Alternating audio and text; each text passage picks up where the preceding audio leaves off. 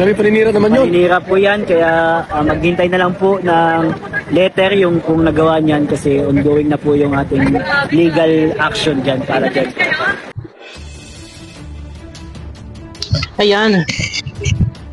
Muli, nagbabalik po ang inyong lingkod, guys. Ayan, narinig naman ninyo si Kalingap David na abangan na lang yung letter kasi ongoing na yung legal action. Ito yun eh, na Egypta, noon kapay, ang dami mong error, ang dami mong mga palpak.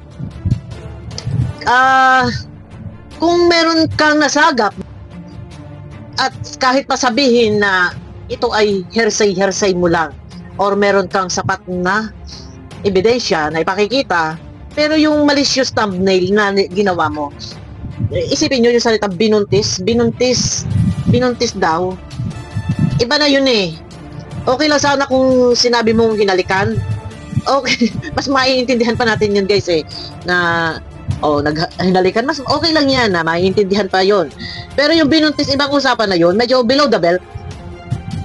Ginagawa mong content yung mga ganyan na hearsay mo at wala kang nailabas na ebidensya, ginagawa mong content.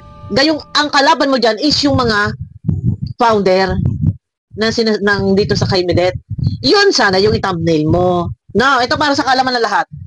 Ang kalaban niya is yung mga nandun kila sa founder Kaymedet. Yun eh. Ito kasi kung sino yung kalaban, yun yung punteriyahin mo. Pero ang pinunteriya mo talaga dito, si Carla at si David. Ito na, guys, rinig nyo naman sa ating intro, pero hintay na lang daw po yung love letter. Alam nyo na yan kung ano yung subpoena. And, ongoing na, sabi ni David, at dinaan na lang sa legal process. Sila Kuya Bal din, ito nilalaka din, pero may kausap na sila Kuya Bal.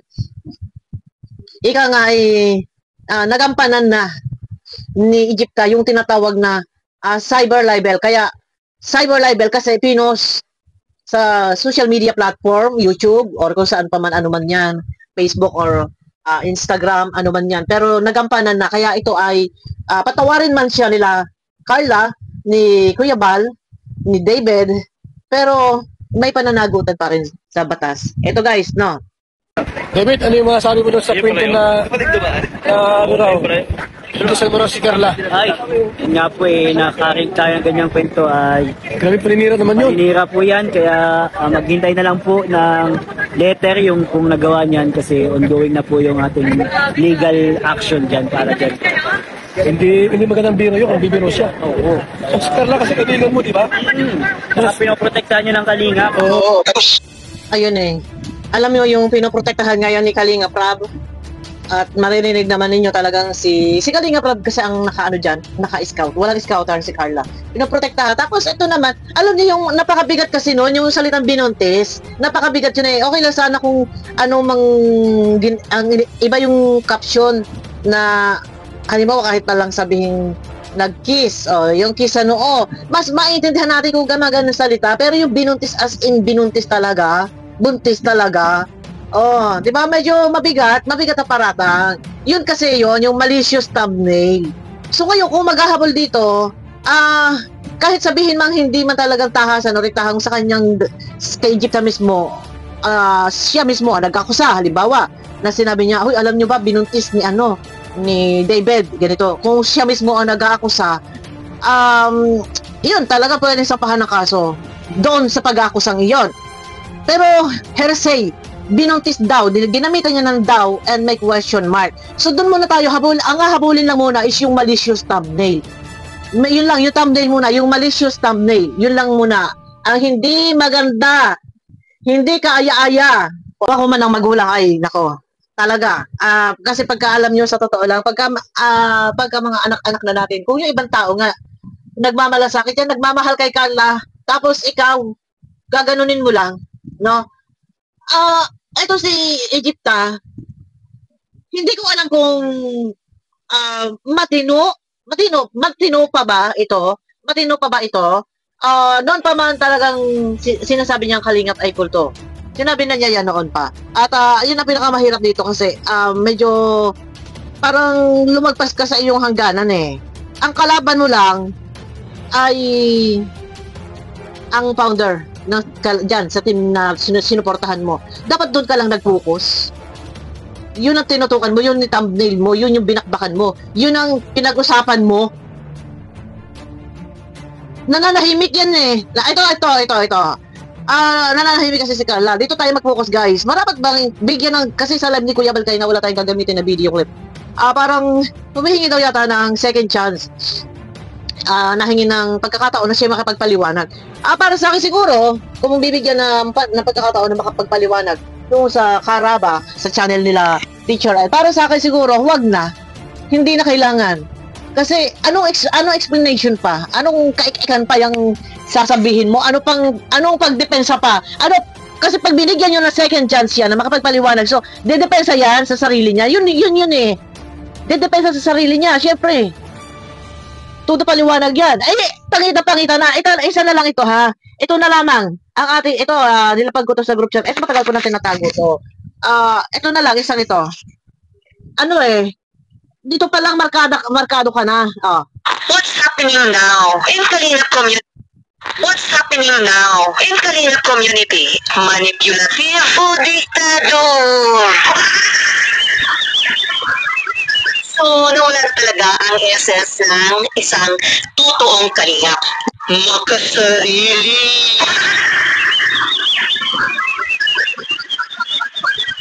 Alam ko ba, founder ng isang simbahan itong si Kuya Bal. Bakit gano'n? Dahil lang sa rules nyo?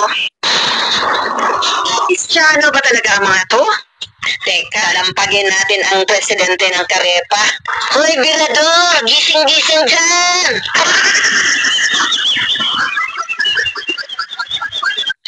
What's happening? Dito pa lang. Meron pa to. Meron pa yan. Yung panglilibak niya kay Kalinga Prab. Ano pa ang second chance? Kasi pag binigyan ng chance na siya makapagpaliwanag, dedepensa lang yan sa sarili. Ang akin lang, legal process, para sa akin. Kasi kung hindi sasampulan yung mga ganitong klaseng tao, gagawing asal, paulit-ulit, ilang beses na yan. Pauli-uli, malakas yung loob niya.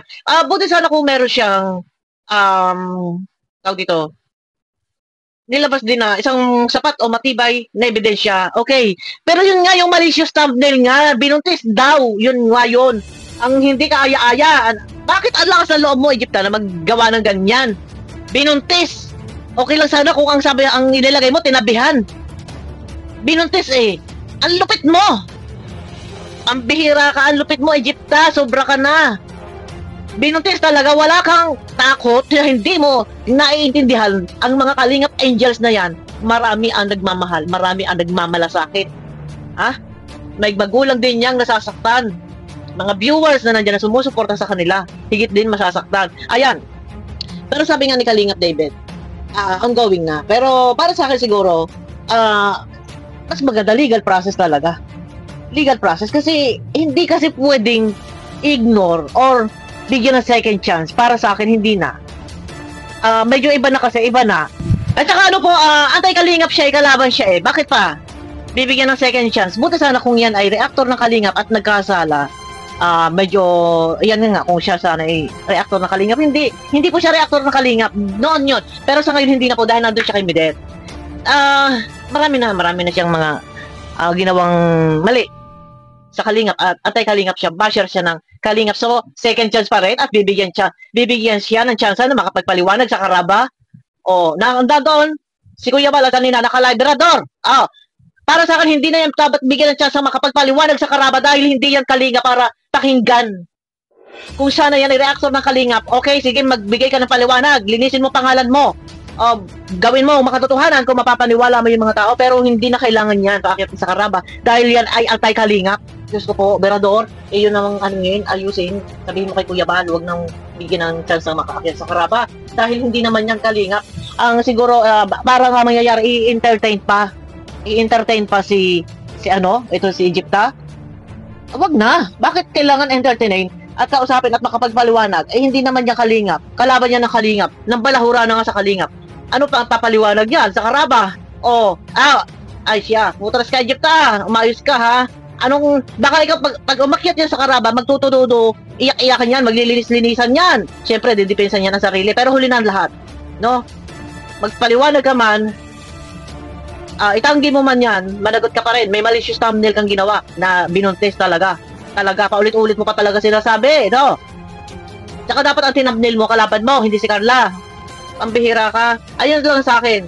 Wag na, hindi na kailangan entertain si Egypta na bigyan ng chance sa makapagpaliwanag. Hindi na, para sa akin, hindi na.